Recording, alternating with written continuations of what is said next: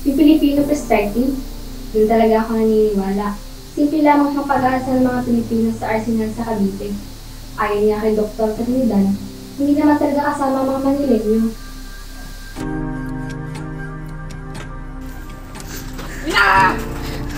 Mabalas! Anak!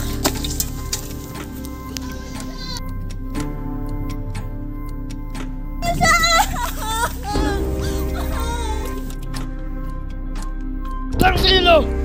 Eres un demonyo!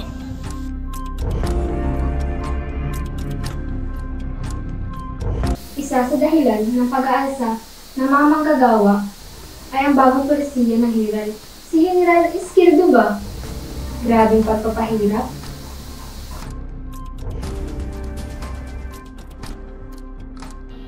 Ahora anuncio el inicio del pago de impuestos y trabajo forzoso.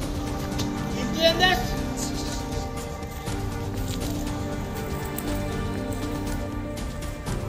Hindi ba't hindi ito makatarungan? Tama! Tama! Yan!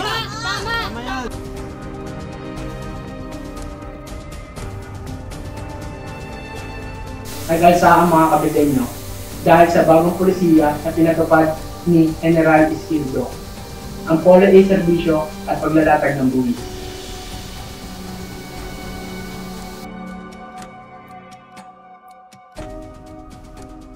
Polo y serbisyo, alisin! Alisin! Ang tatalipa, tanggalin! Tanggalin! Y serbisyo, alisin! Alisin! Anong kaguluhan ito? Realisin, senyor. Polo y serbisyo, alisin! Alisin! Mga tonto! Ano mga ginagawa niyo dito? Tanggalin. Polo y serbisyo, alisin! Mga demonyo! Mga demonyo!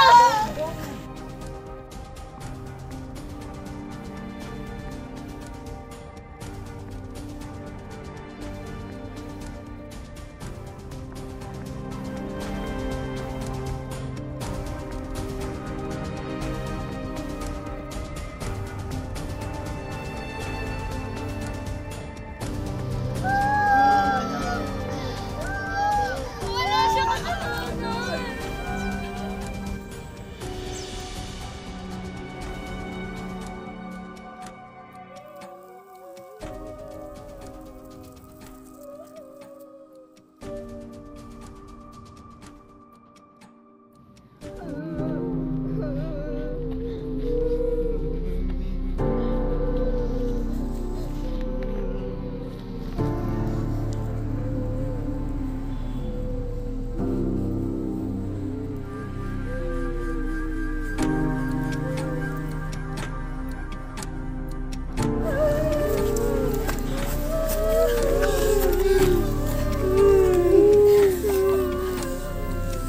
Di ba ito ang katapusan?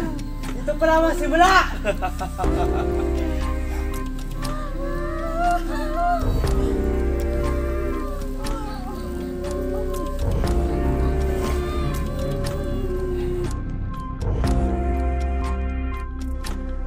Inawit lamang naman sila eh.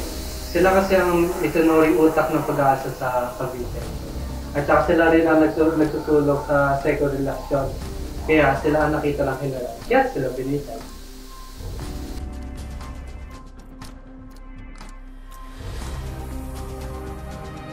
Nakikita kong mas akma ang pananaw ng author na si Dr. Jose Montero y Vidal. Sa tingin ko, ito ay ang mga Pilipinong mga may alam sa bansa. Yung nakapag-aral ba?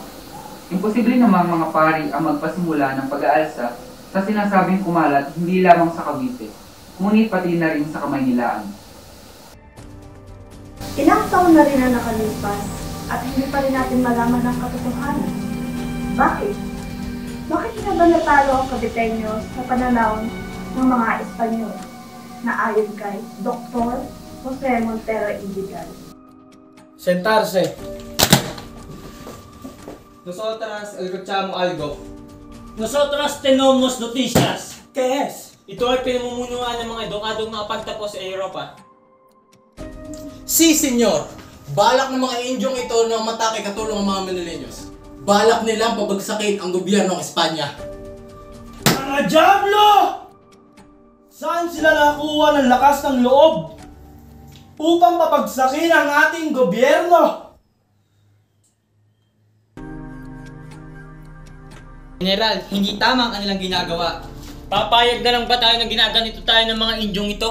Isa pa, senyor, aking nakalap na magaganap ang kanilang pag-aalsa sa pista ng Loreto. Hindi maaari ito. Simula ngayon, kumuha kayo ng mga armas sa arsenal at ating paghandaan sa pista ng Loreta ang paglusob na kanilang gagawin at nang makita nila ang kanilang hinahanap.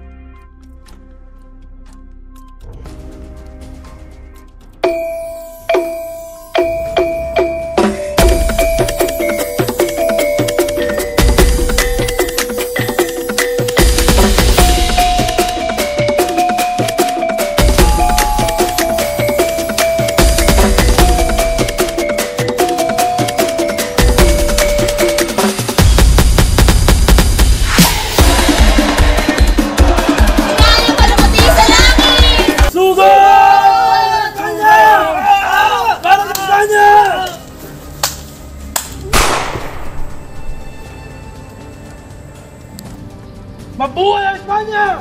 Mabuhay ang gobernador Vidal!